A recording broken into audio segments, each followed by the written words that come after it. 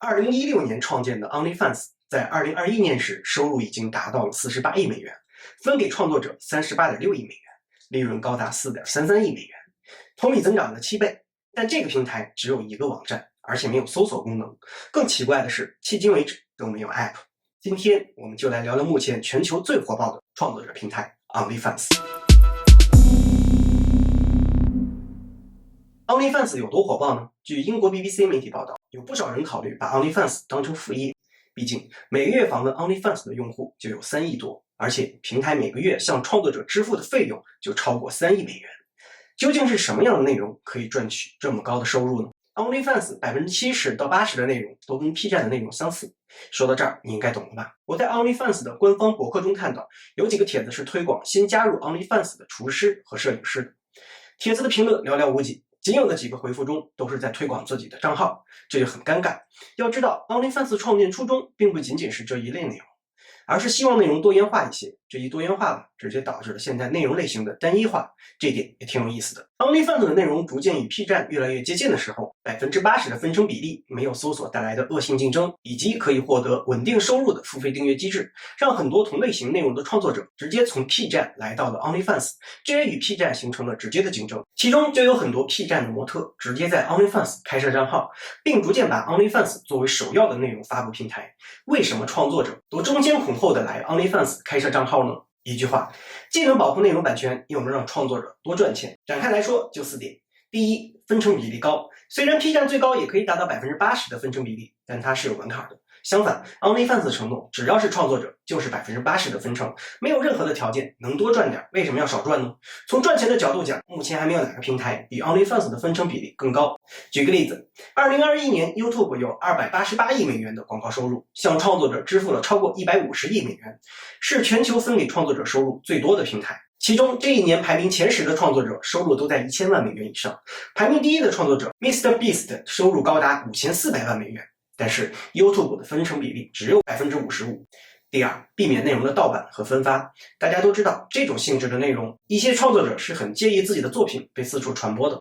在 OnlyFans 上，如果你要订阅一个创作者，那你首先需要绑一个信用卡，这个门槛其实挺高的，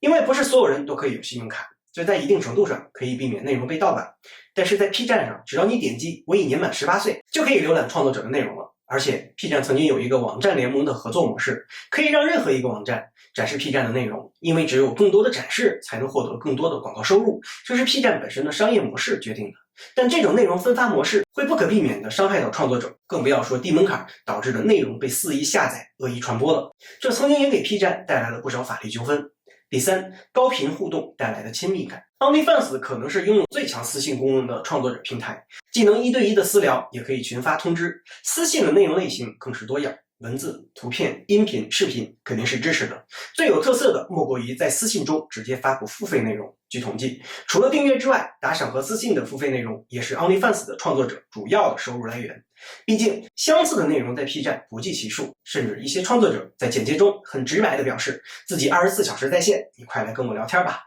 目的就是为了吸引用户与他们互动，高频率的互动会增加两者之间的亲密感，也能让创作者从中获利，何乐而不为呢？这甚至催生了一些 OnlyFans 的经济服务，形成了一个小的生态。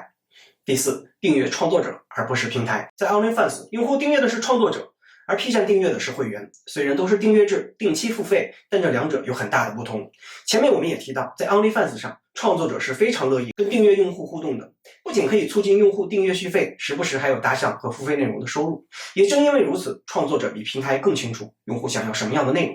当然，平台通过用户行为也可以了解用户，但平台不是创作者。在向创作者传递用户需求的过程中，不可避免会有信息的失真。就像综艺节目上大家经常看的你画我猜，信息一层层传递下去，到最后你会发现信息已经失真的很严重了。直接面向用户创作，才能创作出来用户想要的内容。如果用户满意，则会持续订阅，这就意味着创作者可以得到更稳定的收入。而且对于创作者而言，有了一定数量的付费用户，就意味着内容创作已经找到了核心用户，可以更好的定位自己的内容，创作符合用户需求的作品，不断的迭代，不断的扩大自己的付费用户群体，从而获得更好的收入。只有这样才能让自己的创作进入一个正向循环。这里也产生一个问题，对于创作者而言，多少个付费订阅用户才能让自己的创作进入正向循环呢？10多年前，凯文·凯利写了一篇名为《1000个忠实粉丝》的文章，预测互联网将允许大量的人以他们的创作为生，他们只需要有1000个忠实粉丝。所谓忠实粉丝，是指愿意每年花100美元购买你创作任何东西的人，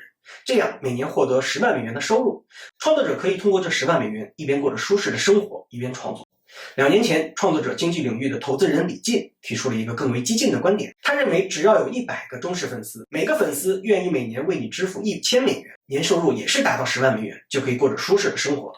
说到底，粉丝的数量只是相对的，多少收入能让你持续的创作，那达到这个目标，就代表了你的创作迈向更好的开始了。可能很多人觉得付费订阅有点夸张，实际上前几年知识付费比较火的时候，类似知识星球这样的产品就是践行了这种模式。而2021年苹果推出的付费订阅播客产品，在今年付费订阅的用户数已经增长了300%以上，期待国内创作者平台的跟进，让创作者有一个更好的收入，可以创造出更好的作品。